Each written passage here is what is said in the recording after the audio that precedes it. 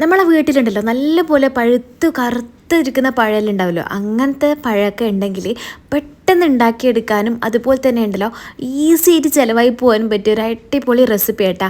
നമുക്കിത് പുഡിംഗ് ആയിട്ടും ഡ്രിങ്ക് ആയിട്ടും പായസമായിട്ടൊക്കെ കഴിക്കാം. അപ്പോൾ നമുക്ക് റെസിപ്പിയിലേക്ക് പോകാം.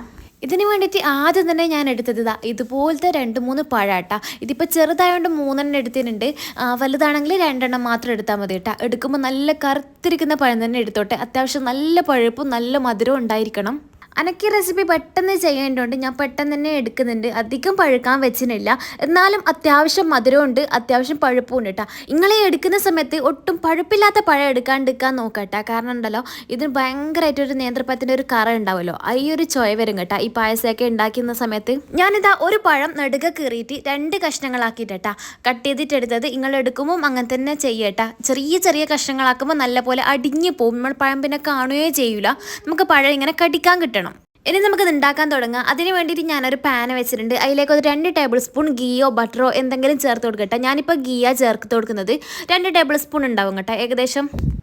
ഗീ നല്ലപോലെ ചൂടായിട്ട് വരുമ്പം അതിലേക്ക് കുറച്ച് കാഷ്യൂ കിസ്മിസ് ഇട്ട് കൊടുക്കുക. നിങ്ങൾക്ക് ഇതിൻ്റെ പകരമായിട്ട് ബദാമോ നിങ്ങളെ എന്ത് നട്ട്സാണോ ഉള്ളത് അത് ചേർത്ത് കൊടുക്കട്ടെ. എന്നിട്ട് ഒന്ന് നല്ലപോലെ ഒന്ന് ഫ്രൈ ചെയ്തിട്ട് മാറ്റി വെക്കാം.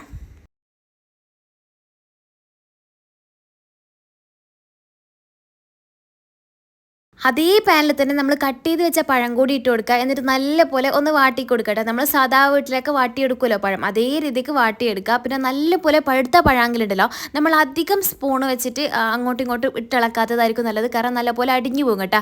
അതേസമയം ഒത്ത പഴുപ്പുള്ളൊക്കെ ആണെങ്കിൽ ഇതുപോലെ ജസ്റ്റ് ഒന്ന് ഇളക്കി കൊടുക്കാം. അധികം നമ്മൾ ഇളക്കാണ്ടിരിക്കുന്നതായിരിക്കും നല്ലത് കേട്ടോ. ജസ്റ്റ് ഒന്ന് ഇളക്കിയിട്ട് നമ്മൾ ഒരു അടപ്പ് വെച്ചിട്ട് അടച്ചിട്ട് കുറച്ച് നേരം വെയിറ്റ് ചെയ്താൽ നല്ലപോലെ വെന്ത് കിട്ടും പഴം. നമ്മളെ കായ് ഇവിടെ നല്ലപോലെ വാടി വന്നിട്ടുണ്ട് കേട്ടോ. ഇനിയിപ്പോൾ നമുക്ക് ഈലിനെടുത്തിട്ട് വേറൊരു പാത്രത്തിലേക്ക് മുഴുവനായിട്ട് മാറ്റി കൊടുക്കണം.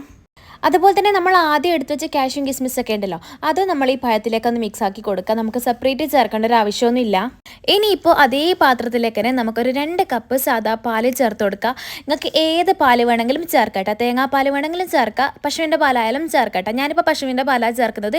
ഇതിലിപ്പോൾ നിങ്ങൾക്ക് കാണുമ്പോൾ തിരികെയായിരിക്കും ഇതിൽ ചെറിയ കറുപ്പ് കുത്തും അതുപോലെ തന്നെ ഗീൻ്റെ ഒരു കളറൊക്കെ ഉണ്ട്. അത് നമ്മൾ ആദ്യം പലത് വാട്ടിയെടുത്തിനല്ലോ, അതിൻ്റെയൊക്കെ ഒരു കളറായിരിക്കും കേട്ടോ.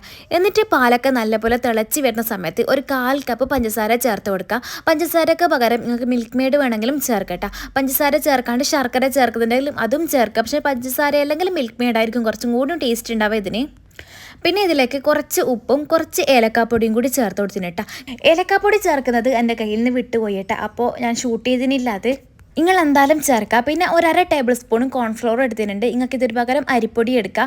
എന്നിട്ട് ഒരു 2 ടേബിൾ സ്പൂൺ പാലിൽ മിക്സാക്കി എടുത്തിട്ട് നമ്മൾ ഈ പാലൊന്ന് തിളച്ച് വരുന്ന സമയത്ത് ഇതിലേക്ക് ഒഴിച്ച് കൊടുക്കണം കേട്ടോ.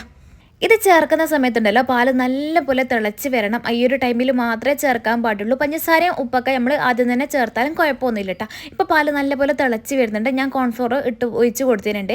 അപ്പം തന്നെ ഒരു സ്പൂൺ വെച്ചിട്ട് ഒന്ന് ഇളക്കി കൊടുക്കട്ടെ. നമ്മൾ ഇളക്കാൻ ഒട്ടും ലേറ്റ് ആക്കാറ്, കാരണം അവിടെ ഇവിടെയായിട്ട് കട്ട കെട്ടാൻ ചാൻസ് ഉണ്ട്. ഇനി നമ്മൾ ആദ്യം മാറ്റി വെച്ചതൊക്കെ ഇതിലേക്ക് ചേർത്ത് കൊടുക്കട്ടെ. അത് തന്നെ നമ്മൾ പഴം, കാഷ്യൂ, കിസ്മിസ് അതൊക്കെ ചേർത്ത് കൊടുക്കുക. എന്നിട്ട് മിക്സാക്കി കൊടുക്കട്ടെ. നമ്മളിനി ഇത് ഇളക്കും തോറും ഈ ഒരു മിക്സിൻ്റെ ടെക്സ്ചർ മാറി വരും കേട്ടോ. എന്നിട്ട് നല്ല തിക്കായിട്ട് വരാൻ തുടങ്ങും. ലാസ്റ്റ് ആയിട്ട് നമ്മൾക്ക് ഇതിലേക്ക് ചേർത്ത് കൊടുക്കേണ്ടത് സാബൂൻ അരി ഉണ്ടല്ലോ, നമ്മൾ ഷുഗർ ബോൾസ് എന്നൊക്കെ പറയുന്നത്, അത് നല്ലപോലെ വേവിച്ചിട്ട് വെച്ചിട്ടും ഞാൻ അതും കൂടി ഇട്ട് കൊടുക്കുന്നുണ്ട്. ഇത് നിങ്ങൾക്ക് വേണമെങ്കിൽ സ്കിപ്പ് ചെയ്യട്ടെ. ഇതിടണമെന്ന് നിർബന്ധമില്ല. അല്ലാണ്ട് തന്നെ പാലും അതുപോലെ തന്നെ ഈ നേന്ത്രപ്പഴം മാത്രം വെച്ചിട്ട് ചേർക്കുമ്പോൾ തന്നെ നല്ല ടേസ്റ്റാണ്. പക്ഷേ സാബൂൻ അരിയൊക്കെ ചേർക്കുമ്പോൾ കുറച്ചും കൂടി നല്ലൊരു നമ്മളെ പായസത്തിൻ്റെ ഈ ഒരു കറക്റ്റ് ടെക്സ്ചർ ഉണ്ടാവും.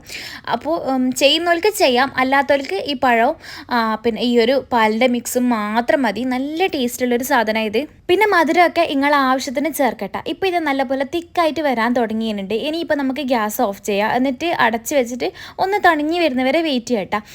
ഇത് നല്ലപോലെ ചൂടാറി വന്നാലുണ്ടല്ലോ ഒന്നും കൂടി തിക്കായിട്ട് വരും. അപ്പോൾ നിങ്ങൾ കോൺഫ്ലോർ ചേർക്കുന്ന സമയത്ത് 2 കപ്പ് പാലിനാണ് ചെയ്യുന്നതെങ്കിൽ എന്തായാലും 1/2 ടേബിൾ സ്പൂൺ മാത്രം മതി കേട്ടോ. കാരണം തിക്കായി വരുന്നതുകൊണ്ട് തന്നെ അത് മതി. ഇത് നിങ്ങൾക്ക് പല രീതിക്ക് ഉപയോഗിക്കാൻ പറ്റുന്ന ഒരു അടിപൊളി റെസിപ്പി കേട്ടോ. കാരണം പായസമായിട്ട് ചെയ്യുന്ന ആൾക്കാരാണെങ്കിൽ ഇപ്പം ഞാൻ കാണിച്ച പോലെ തന്നെ ഇതേ രീതിക്ക് ചെയ്യാം.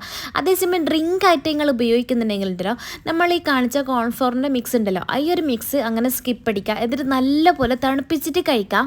ഇനി ഇപ്പം നിങ്ങൾക്ക് പുഡിങ്ങ വേണ്ടെങ്കിൽ ഇടില്ല, നമ്മൾ 2 ടേബിൾ സ്പൂൺ കോൺഫ്ലോർ എടുക്കുക. എന്നിട്ട് ഇതിലേക്ക് 2-3 ടേബിൾ സ്പൂണിൽ പാലിൽ മിക്സ് ആക്കിയിട്ട് ഒഴിച്ച് കൊടുക്കുക. നല്ലപോലെ തിക്കാക്കുക. ഇതുപോലെ തന്നെ നമ്മൾ ചെയ്തിട്ട് ഫ്രിഡ്ജിലേക്ക് വെക്കുക. നല്ലപോലെ തിക്കാക്കിയിട്ട് കട്ട് ചെയ്തിട്ട് കഴിക്കട്ടെ. അടിപൊളി ടേസ്റ്റ് അതും. അപ്പോൾ ഏത് രീതിക്കാണോ വേണ്ടത് ആ ഒരു രീതിക്ക് നിങ്ങൾക്ക് ചെയ്തിട്ട് എടുക്കട്ടെ. ഇത് എങ്ങനെ കഴിച്ചാലും അടിപൊളി ടേസ്റ്റാണ്. ചൂടോടെ കഴിക്കാനും ടേസ്റ്റ് ഉണ്ട്, തണുത്ത കഴിക്കാനും ടേസ്റ്റ് ഉണ്ട്. അപ്പോൾ ഈ ഒരു റെസിപ്പി നിങ്ങൾക്ക് ഇഷ്ടപ്പെട്ടെന്ന് വിചാരിക്കുന്നു. ഇഷ്ടപ്പെട്ടിട്ടുണ്ടെങ്കിലും ഇല്ലെങ്കിലും എന്തായാലും ഇതാ മേലെ കാണുന്ന ഈ ഒരു ലൈക്ക് ബട്ടൺ ഉണ്ടല്ലോ, അതൊന്ന് അടിച്ചേക്ക്. അതുപോലെ തന്നെ ആർക്കെങ്കിലും ഒന്ന് ഷെയർ ചെയ്ത് കൊടുത്തേക്ക്. Thank you so much. By.